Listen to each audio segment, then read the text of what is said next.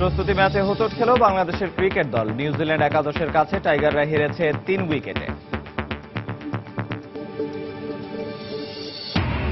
বিশ্ব ক্রিকেটে বিস্ময়ে ছড়ানোর স্বীকৃতি পেলেন টাইগার পেসার মুস্তাফিজুর রহমান। নির্বাচিত হলেন 2016 সালে আইসিসির বর্ষসেরা উদীয়মান ক্রিকেটার হিসেবে।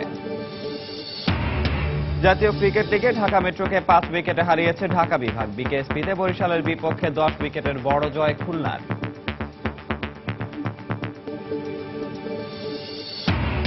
এবং টানা তৃতীয়বারের মতো দেশের দ্রুততম মানব হলেন মেজবাহ আহমেদ। সময় নিয়েছেন 10.63 সেকেন্ড।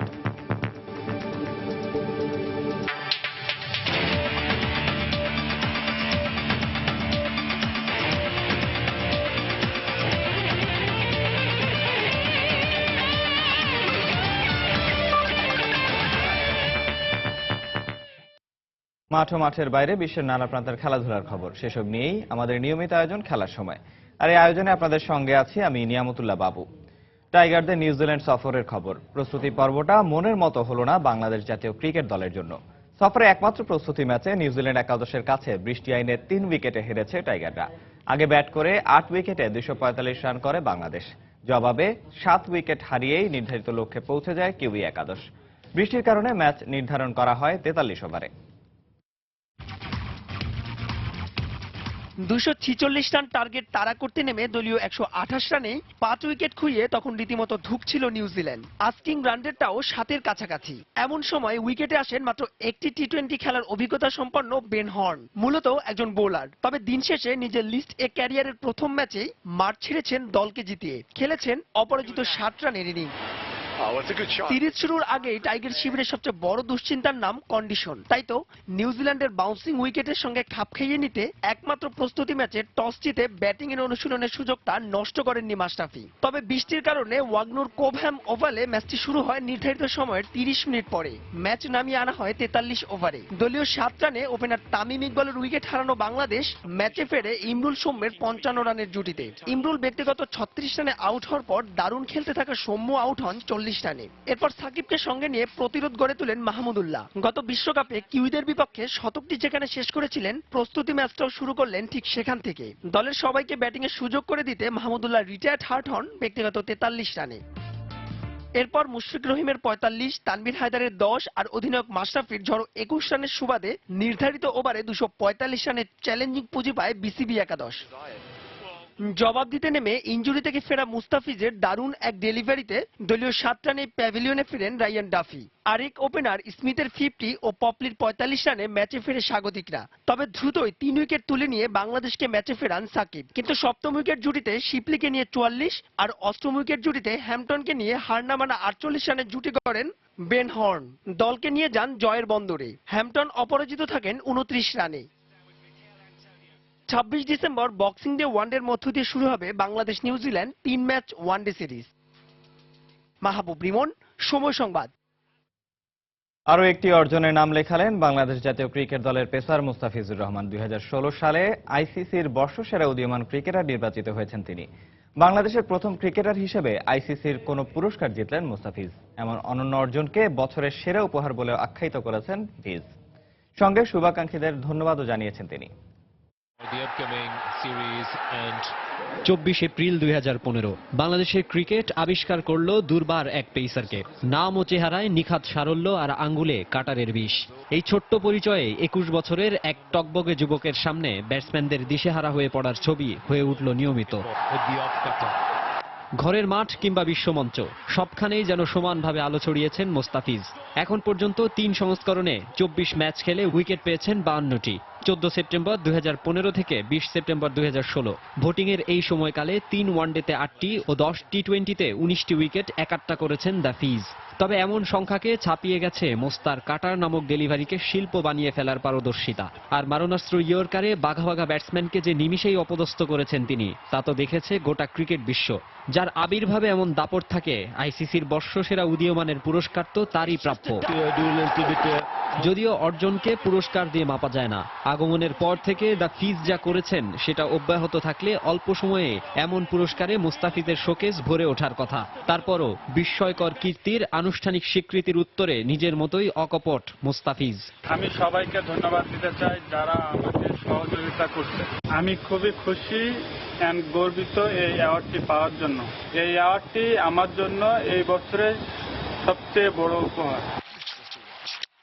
ইনজুরি থেকে সেরে ওঠা এই বিস্ময় বোলার বক্সিং ডেতে আন্তর্জাতিক প্রত্যাবর্তনের অপেক্ষায়, কিন্তু তার আগে হুয়াং গ্যারেইয়ের প্রস্তুতি ম্যাচে 7 ওভারে 39 রান দিয়ে 2 উইকেট নিয়ে জানান দিয়ে রেখেছেন আবারও ফিরছেন স্বমহিমায়। আর সেটি যদি সত্যিই হয়, কে জানে সামনের বছর এই সময়ে হয়তো আরো দারুণ কিছু জমা পড়বে টাইগার ক্রিকেটের খাতায়। মাকসুম আলম খান, সময় সংবাদ।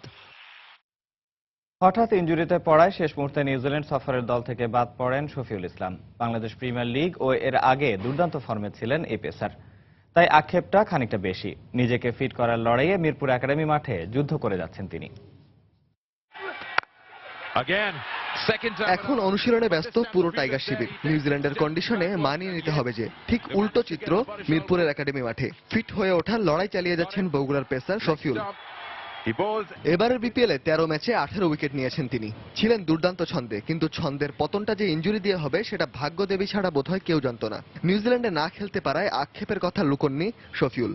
হ্যাঁ, ওই জায়গাটা মিস করতেছে। আর খুব ভালো একটা সময় যাচ্ছিল, মানে একটা সুন্দর রিদমে আসছিলাম। তো যেটা গেছে ওইটা নিয়ে আর নাই, সামনে কি হবে এটা নিয়ে আমার মেইন টার্গেট। আর যেন যখনই আসি তখনই যেন এইভাবে কামব্যাক করতে পারি। এখন হয়তো কপালে নাই জন্য হচ্ছে না, তো দেখি আমার কাজ করে যাচ্ছি। শেষে যে যদি যেটাই পাই, যদি আমাকে কল করে তাহলে অবশ্যই আমি চেষ্টা করব। তার আগে ফিট হতে হবে, নিজেকে ফিট করতে হবে। চিকিৎসক ও ফিজিওদের অধীনে ফিট হয়ে ওঠার লড়াইটা চালিয়ে যাচ্ছেন শফিউল। সামনে লম্বা ক্রিকেট মৌসুম, প্রত্যাশিত ডাকটা পেয়ে যেতে পারেন যে কোনো মুহূর্তে। তাই এই বয়সে ইনজুরির আঘাতে বসে থাকতে চান না তিনি। বোলিং শুরু করার পর বোঝা যাবে যে কবে আসলে মানে 100% বল করতে পারবো বা বোলিং এ পেইন আছে নাকি। রানিং এর কিছু আছে, টেস্ট আছে, ওই টেস্টগুলো দিলে বোঝা যাবে যে আমার হ্যামস্ট্রিং এর কি অবস্থা। পেস বলার আর ইনজুরি শব্দ দুটো যেন আষ্টে পৃষ্ঠে জড়িয়ে। শফিউল ইসলাম, মোহাম্মদ শহীদরা তাই এই বিরুদ্ধস্ততে লড়াই চালিয়ে যাচ্ছেন জাতীয় দলে জায়গা করে নেওয়ার জন্য। রায়হান মাসুদ, সময় সংবাদ, ঢাকা। এবার জাতীয় ক্রিকেট লিগের খবর। প্রথম স্তরের দুটি ম্যাচেরই সমাপ্তি হয়েছে ম্যাচের তৃতীয় দিনে এসে। ফতুল্লায় ঢাকা মেট্রোকে 5 উইকেটে হারিয়েছে ঢাকা বিভাগ। বিকেএসপিতে বরিশাল বিভাগের বিপক্ষে 10 উইকেটের বড় জয় পেয়েছে খুলনা। এদিকে দ্বিতীয় স্তরে বগুড়ায় শেষ দিনে রাজশাহীর বিপক্ষে জয়ের জন্য সিলেটের প্রয়োজন 302 রান। এছাড়া সিলেটে রংপুরের বিপক্ষে ফলোঅনে পড়েছে চট্টগ্রাম বিভাগ। নারায়ণগঞ্জে নগরপিতা নির্বাচনের ভোট গ্রহণের দিনে নিষ্পত্তি ঘটেছে জাতীয় ক্রিকেট লিগের ঢাকা মেট্রো ও ঢাকা বিভাগের ম্যাচের। তৃতীয় দিনে ঢাকা বিভাগের চেয়ে 6 রানে এগিয়ে থেকে দ্বিতীয় ইনিংসে ব্যাটিংয়ে নামে ঢাকা মেট্রো। তবে এদিনও ব্যাটিংয়ে প্রথম দিনের চিত্র ফুটে ওঠে ঢাকা মেট্রোর ব্যাটিং লাইনআপে। মেহরাব হোসেন জুনিয়রের 39 ও সাদমানের 28 রান ছাড়া আর কেউই উল্লেখযোগ্য রান করতে পারেননি। শেষ পর্যন্ত 125 রানে থামে তাদের ইনিংস। মোহাম্মদ শরীফ 4টি ও নাজমুল নেন 3টি উইকেট। 106 রানের টার্গেটে ব্যাটিংয়ে নেমে ঢাকা বিভাগেরও অবস্থা ছিল শোচনীয়। 37 রানে আব্দুল মজিদ আউট হয়ে গেলে 62 রানের মধ্যেই মিনহাজ, রাকিবুল, জয়রাজ ও নাদিফ আউট হয়ে গেলে বিপাকে পড়ে তারা। এ সময় তাইবুরের অপরাজিত 27 ও জাহিদুজ্জামানের অপরাজিত 16 রানে 5 উইকেটের জয় নিশ্চিত হয় ঢাকা বিভাগের। ম্যান অব দ্য ম্যাচ হন বিজয়ী দলের মোহাম্মদ শরীফ। এদিকে এই স্তরের আরেক ম্যাচে বিকেএসপিতে 190 রানে পিছিয়ে থেকে দ্বিতীয় ইনিংসে ব্যাট করতে নামে বরিশাল। যেখানে খুলনার হয়ে প্রথম বিভাগের ক্রিকেটে অভিষিক্ত আশিকুজ্জামানের ক্যারিয়ার সেরা বোলিংয়ে প্রতিপক্ষের ব্যাটিং লাইনআপে ধস নামে। মিডল অর্ডারে মনির হোসেনের করা 70 রানই ছিল যেখানে উল্লেখযোগ্য। 15 রানের জয়ের টার্গেট, তাই কোনো উইকেট না হারিয়ে খুব সহজেই পৌঁছে যায় খুলনা বিভাগ। প্লেয়ার অব দ্য ম্যাচ হয়েছেন আশিকুজ্জামান। দ্বিতীয় স্তরের ম্যাচে বগুড়ায় সিলেটের বিপক্ষে দ্বিতীয় দিনে বড় সংগ্রহের ইঙ্গিত দিচ্ছিল রাজশাহী। জুনায়েদ সিদ্দিকী 78 রানে আউট হয়ে গেলেও এক প্রান্ত আগলে থেকে ক্যারিয়ারের 13তম সেঞ্চুরি তুলে নেন ফরহাদ হোসেন। তবে তিনিও আউট হয়ে গেলে শেষ পর্যন্ত 344 রানে থামে রাজশাহীর ইনিংস। ফলে সিলেটের সামনে টার্গেট দাঁড়ায় 330 রানের। দিন শেষে 1 উইকেট হারিয়ে 28 রান যোগ হয়েছে সিলেটের দলীয় স্কোরবোর্ডে। এদিকে সিলেটে দ্বিতীয় স্তরের আরেক ম্যাচে রংপুর বিভাগের রানের পাহাড়ের চাপ থেকে বের হতে না পেরে তৃতীয় দিনে ফলো অনে পড়েছে চট্টগ্রাম বিভাগ। তৃতীয় দিনে মধ্যাহ্ন বিরতির আগেই 182 রানে প্রথম ইনিংসে অল আউট হয়ে যায় চট্টগ্রাম। ফলো অনে পড়ে বিরতির পর দ্বিতীয় ইনিংসে খেলতে নামে সাগরপাড়ের দলটি। তবে দলের পক্ষে পিনাক ঘোষ 45 রান করে আউট হলে আবারও বিপাকে পড়ে চট্টগ্রাম। শেষ পর্যন্ত 4 উইকেটে 149 রানে দিন শেষ করেছে তাসামুল সাইফুদ্দিনের দল। নিয়ামতুল্লাহ বাবু, সময় সংবাদ। নারী ফুটবলের খবর। ভারতে অনুষ্ঠেয় সাফ ফুটবল চ্যাম্পিয়নশিপে অংশ নিতে নিবিড় অনুশীলনে ব্যস্ত নারী ফুটবলাররা। নিজেদের স্বাভাবিক খেলা খেলতে পারলে কাঙ্ক্ষিত জয় পাওয়া সম্ভব বলে জানিয়েছেন তরুণী ফুটবলাররা। প্রতিপক্ষ ভারত ও আফগানিস্তানকে সমীহ করলেও জয়ের প্রত্যয় ব্যক্ত করলেন দলের কোচও। 29 ডিসেম্বর আফগানদের বিপক্ষে ম্যাচের মাধ্যমে শুরু হবে বাংলার নারীদের সাফ চ্যালেঞ্জ। কমলাপুরের নীলাভ অ্যাস্ট্রোটার্ফে চলছে নিবিড় অনুশীলন। নারী যাত্রা জয়গান গেয়ে একদল তরুণীর উদ্দাম ফুটবলীয় নৃত্য চলছে সেখানে। দক্ষিণ এশীয় ফুটবল শ্রেষ্ঠত্বের লড়াইয়ে এবার কঠিন পরীক্ষায় পড়তে হচ্ছে বাংলাদেশের নারী ফুটবলারদের। সাফ ফুটবল চ্যাম্পিয়নশিপকে সামনে রেখে 2 মাসের ক্যাম্পিং করেছে এই তরুণীরা। চলছে নিয়মিত অনুশীলন। প্রস্তুতিতে সন্তুষ্ট খেলোয়াড়রা তাই পরীক্ষায় উত্তীর্ণ হতেই মাঠে নামবেন। নিজেদের স্বাভাবিক খেলা খেলতে পারলে দল ভালো কিছু উপহার দিবে বলে আশাবাদ এই তরুণ তুর্কিদের। প্রস্তুতি আমরা ভালো নিচ্ছি, যদি আমাদের স্বাভাবিক খেলা যদি খেলতে পারি তাহলে অবশ্যই আমরা ভালো কিছু করতে পারবো। মনে করছি যতটুকু এখন টিম কম্বিনেশন, আশা করি যে আমরা আমাদের বেস্টটা দিয়েই ভালো কিছু করব। গ্রুপের প্রতিপক্ষ ভারতের বিপক্ষে বাংলাদেশের স্মৃতিটা মধুর কিছু নয়। তবে আরেক প্রতিপক্ষ আফগানিস্তানকে চলতি বছরেরই এসএ গেমসে 6-1 গোলে উড়িয়ে দিয়েছিল বাংলাদেশ। আয়োজক ভারতের মাটিতে খেলার অভিজ্ঞতাটাও অনেকটাই আশা যোগাচ্ছে দলের কোচকে। মেয়েদের ইন্ডিয়ার অনেক খেলার অভিজ্ঞতা আছে, আর লাস্ট এসএ গেমসে আমরা শিলংয়ে খেলছি, ওখানে তো আমাদের টিম, আমাদের ইয়াং টিম, এখন যারা খেলতেছে তারা তো এর আগে আপনার তখন একদম তরুণ অবস্থায় গেছিল এবং তারা ওইখানে খুব ভালো পারফরমেন্স করছে এবং আমরা শ্রীলঙ্কা এবং নেপালের সাথে জয়লাভ করছি এবং ইন্ডিয়া এবং নেপালের সাথে আমাদের টিম ভালো খেলছে। বৈশ্বিক প্রতিযোগিতার সাথে তাল মিলিয়ে এগিয়ে যাচ্ছে দক্ষিণ এশীয় অঞ্চলের নারী ফুটবল। অভিজ্ঞতা বাড়ছে বাংলাদেশ দলেরও। তারুণ্যের সাথে অভিজ্ঞতার মিশেলে এবারের আসরে সেমিফাইনাল খেলার টার্গেট বাংলাদেশের। লাস্ট একটা টুর্নামেন্ট হয়েছে আমাদের এখানে, আমরা কোয়ালিফাই করেছি এবং 5টা ম্যাচ খেলেছে। মেয়েদের আপনার ইন্টারন্যাশনাল ম্যাচও অভিজ্ঞতা বেড়েছে এবং আমি মনে করি তারা আগের থেকে অনেক ম্যাচুর হয়েছে। সাফে অংশ নিতে 26 ডিসেম্বর ভারতের শিলিগুড়ির উদ্দেশ্যে উড়াল দেবে বাংলাদেশ টিম। 29 ডিসেম্বর আফগানদের বিপক্ষে ম্যাচের মাধ্যমে শুরু হবে বাংলাদেশের সাফ যাত্রা। নোমান আব্দুল্লাহ, সময় সংবাদ, ঢাকা। মেয়েদের সাফ ফুটবল চ্যাম্পিয়নশিপে বাংলাদেশ নারী দলের পৃষ্ঠপোষক হয়েছে ওয়ালটন গ্রুপ। বাফুফে ভবনে এক সংবাদ সম্মেলনে বিষয়টি নিশ্চিত করা হয়েছে। আগামী 26 ডিসেম্বর ভারতের শিলিগুড়িতে শুরু হচ্ছে সাফ নারী চ্যাম্পিয়নশিপ। বি গ্রুপে বাংলাদেশ দলের 2 প্রতিপক্ষ আফগানিস্তান ও স্বাগতিক ভারত। 29 ডিসেম্বর আফগানদের বিপক্ষে ম্যাচ দিয়ে শুরু হবে মেয়েদের সাফের মিশন। প্রতিযোগিতায় বাংলাদেশ নারী দলের স্পোর্টস কিটস বাবদ 5 লাখ টাকা দিবে ওয়ালটন গ্রুপ। কঠিন গ্রুপে পড়লেও সেরাটা দিয়ে ভালো করতে চায় সানজিদারা।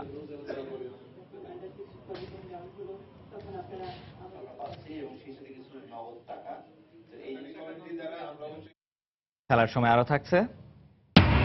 জমকালো আয়োজনে শুরু হলো Asian senior men's central zone international volleyball championship. আফগানিস্তানকে 3-1 সেটে হারিয়ে শুভ সূচনা বাংলাদেশের।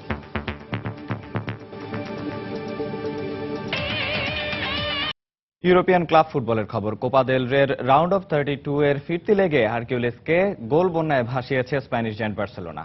আর্দা তুরানের হ্যাট্রিকে হারকিউলিসকে 7-0 গোলে হারিয়েছে কাতালানরা। 2 লেগ মিলিয়ে 8-1 গোলে এগিয়ে থেকে আসরের রাউন্ড অফ 16 নিশ্চিত করেছে এনরিকের শিষ্যরা। এদিকে বুন্দেসলিগায় আরবি লিপজিগের বিপক্ষে 3-0 গোলের জয় তুলে নিয়ে টেবিলের শীর্ষস্থান আরও মজবুত করেছে German giant Bayern Munich. Nou Camp মানেই তো বার্সেলোনার আধিপত্য। কাতালানদের জলজলে পারফরমেন্সের সামনে যে কোনো অতিথি দল হবে দিশেহারা, এটাই যেন স্বাভাবিক। অপেক্ষাকৃত দুর্বল প্রতিপক্ষ হারকিউলিসের সঙ্গে রাউন্ড অফ 32 এর প্রথম লেগে 1-1 গোলে ড্র করার দুঃসহ স্মৃতি যে ভুলতে হবে এনরিকের শিষ্যদের। আর সে কারণেই ক্ষুধার্ত হায়নার মতো অতিথি হারকিউলিসকে ম্যাচের শুরু থেকেই চেপে ধরে মেসি, নেইমার, সুয়ারেজ বিহীন বার্সেলোনা। হারকিউলিসের জালে গোল উৎসব শুরু করে স্বাগতিকরা। লুকাস ডিগানের গোলে 1-0 গোলে এগিয়ে যায় তারা। এরপর ম্যাচের প্রথমার্ধের শেষ মিনিটে পেনাল্টি থেকে ইভান র্যাকিটিচের করা গোলে লিডটা দ্বিগুণ হয় কাতালানদের। দ্বিতীয়ার্ধে মাঠে যেন আরো ভয়ঙ্কর বার্সা।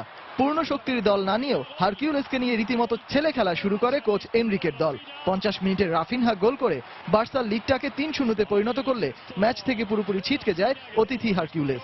আর এরপরই শুরু হয় তার্কিশ তারকা মিডফিল্ডার আর্দা তুরান ম্যাজিক। 55, 86 ও 89 মিনিটে 3টি গোল করে নিজের হ্যাট্রিক পূরণ করেন তিনি।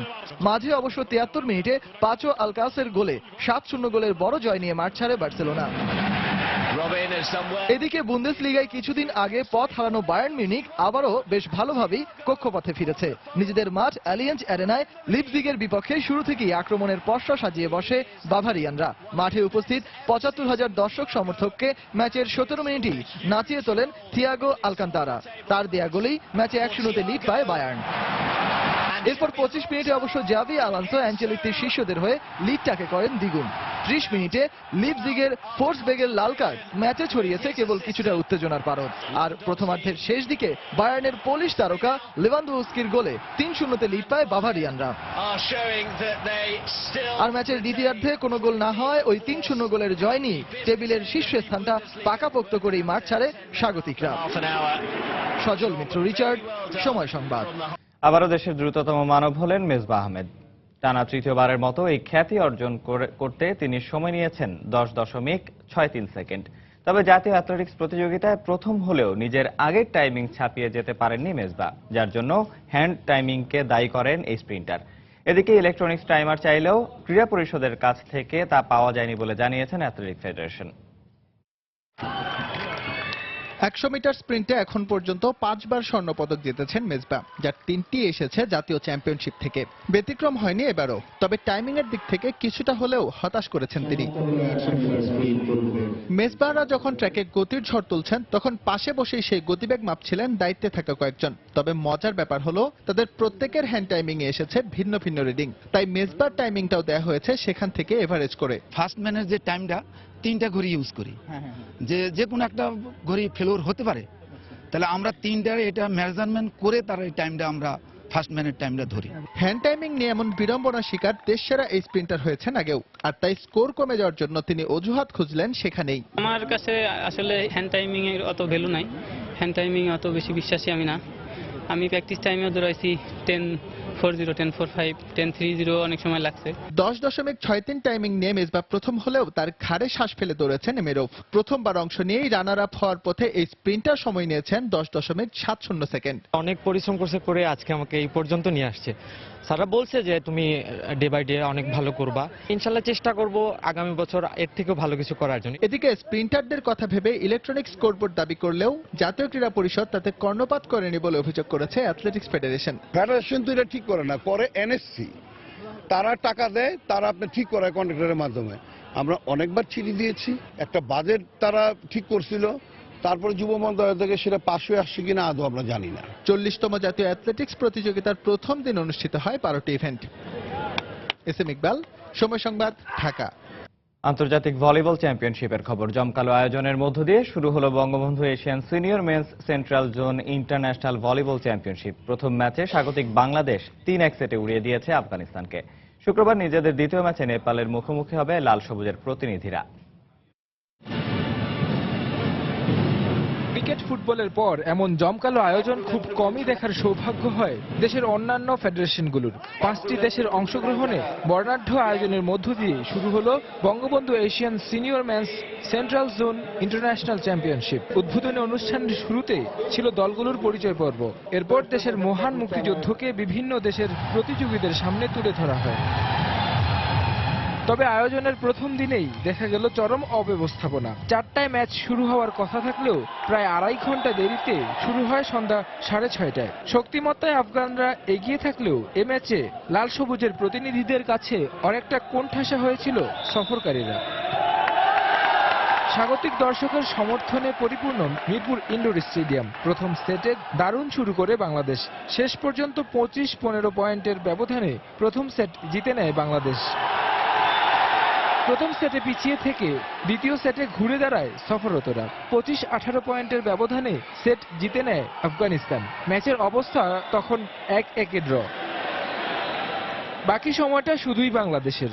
দ্বিতীয় সেটে অপ্রতিরোধ আফগানদের বাংলাদেশ পাত্তায় দেয়নি। তৃতীয় সেটে বাংলাদেশের ছেলেদের আক্রমণ প্রতিরোধে ব্যস্ত থাকতে হয়েছে আফগানিস্তানকে। শেষ পর্যন্ত 25-16 ব্যবধানে সেট জিতে 2-1 এগিয়ে যায় বাংলাদেশ। পিছিয়ে গিয়ে চতুর্থ সেটে দারুণ প্রতিরোধের আভাস দেয় জাদরান সাইফরা। শেষ হাসিটা যে ভাগ্য বিধাতা অদৃশ্যে লিখে রেখেছে শুধু বাংলাদেশের জন্যই। 25-19 পয়েন্টের ব্যবধানে চতুর্থ সেট জিতে নিলে পঞ্চম সেট খেলার আগেই 3-1 ব্যবধানে ম্যাচ জিতে নেয় বাংলাদেশ। এ জয়ে দারুণ উচ্ছ্বসিত বাংলাদেশের অধিনায়ক আল জাবির। আফগানিস্তান ভালো টিম, সাউথ এশিয়ান গেমসে অবশ্য আমরা জিতছি ওদের সাথে 3-2। তারপরে ওনার অনেক শক্তিশালী টিম এই রিজনে। আমাদের যেহেতু অনেকদিন ধরে টিম ছিল না ন্যাশনাল টিম, তারপর টিম হওয়ার পরে সবাই নতুন প্লেয়ার, এক্সপিরিয়েন্স নিউ, তো সেই হিসাবে যা খেলছে আমি খুশি, অবশ্যই খুশি খেলাতে, এবং ইনশাল্লাহ ডে বাই ডে আরও উন্নতি করবো। দ্বিতীয় ম্যাচে নেপালের মুখোমুখি হবে লাল সবুজের প্রতিনিধিরা। এর আগে নেপালের বিপক্ষে হারের অভিজ্ঞতা থাকলেও ঘরের মাঠে জয় তুলে নিতে চায় বাংলাদেশ।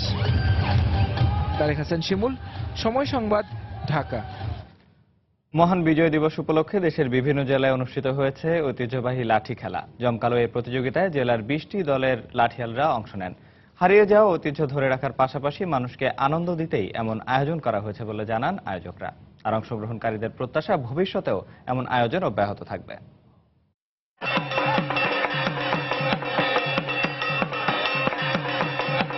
রাত দিন অক্লান্ত পরিশ্রম করে মাঠে সোনালী ফসল ফলান এই কৃষকরা, কিন্তু বেশিরভাগ সময়ই সুবিধাভোগী কিছু মানুষের লোভের ফাঁদে পড়ে ন্যায্য মূল্য পান না গ্রামের সহজ সরল এই মানুষগুলো। বৃথা যায় তাদের ঘাম ঝরানো পরিশ্রম।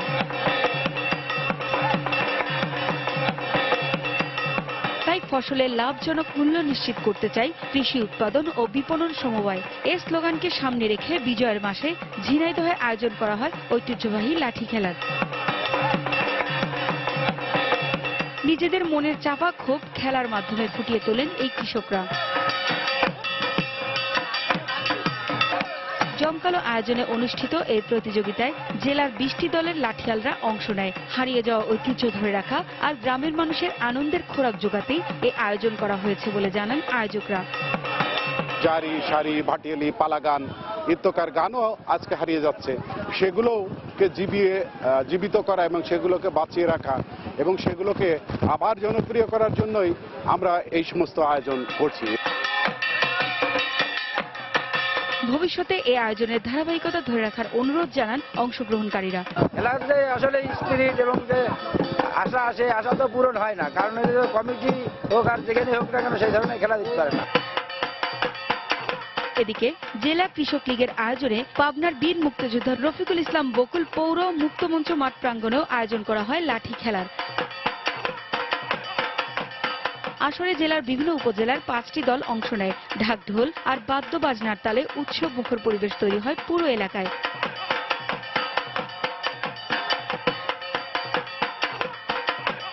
আয়োজকরা জানিয়েছেন, বিলুপ্তপ্রায় এই খেলাকে ধরে রাখতে ও নতুন প্রজন্মকে দেশীয় খেলার সঙ্গে পরিচিত করতেই প্রতি বছর এই আয়োজনের ধারাবাহিকতা ধরে রাখা হবে। পারভিন আক্তার, সময় সংবাদ। গেল বছর সেপ্টেম্বর থেকে এই বছর সেপ্টেম্বর পর্যন্ত পারফরমেন্সের ভিত্তিতে বর্ষসেরা টেস্ট ও ওয়ানডে দল ঘোষণা করেছে আইসিসি। দল দুটি গঠন করেছেন সাবেক cricketer Rahul Dravid, Gary Kirsten ও কুমার সাঙ্গাকারা। বর্ষসেরা টেস্ট দলের অধিনায়কের দায়িত্ব পেয়েছেন ইংলিশ অধিনায়ক অ্যালিস্টার কুক। এ নিয়ে তৃতীয়বারের মতো অধিনায়ক হলেন কুক। এছাড়াও টেস্ট দলে আরও আছেন 3 English cricketer Joe Root, Bairstow ও স্টোকস।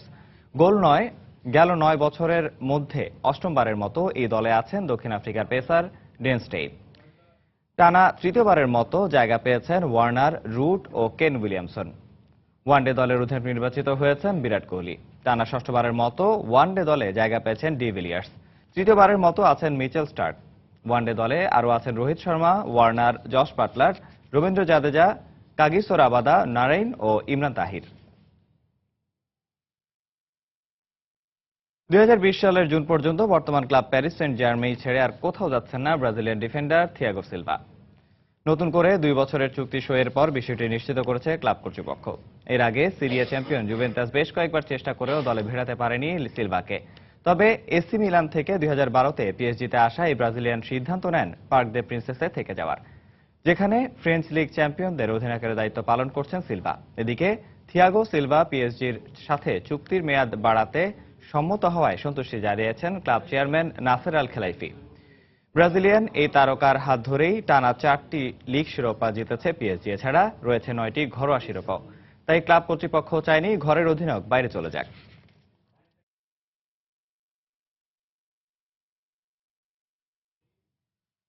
খেলার সময় শীর্ষ সংবাদগুলো জানিয়ে দিচ্ছি আরেকবার। প্রস্তুতি ম্যাচে হোঁচট খেল বাংলাদেশের ক্রিকেট দল। নিউজিল্যান্ড একাদশের কাছে টাইগাররা হেরেছে 3 উইকেটে। বিশ্ব ক্রিকেটে বিস্ময় ছড়ানোর স্বীকৃতি পেলেন টাইগার পেসার মুস্তাফিজুর রহমান। নির্বাচিত হলেন 2016 সালে আইসিসির বর্ষসেরা উদীয়মান ক্রিকেটার হিসেবে। জাতীয় ক্রিকেট লিগে ঢাকা মেট্রোকে 5 উইকেটে হারিয়েছে ঢাকা বিভাগ। বিকেএসপিতে বরিশালের বিপক্ষে 10 উইকেটের বড় জয় খুলনার।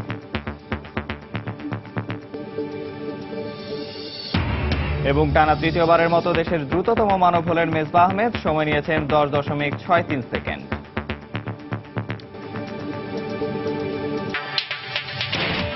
দর্শক, এ ছিল খেলার সময়ের এখনকার আয়োজন। যে কোনো খবর পেতে ভিজিট করুন সময়নিউজ.tv। আর খেলার জগতের সব খবর, সর্বশেষ খবর জানতে সঙ্গে থাকুন সময়।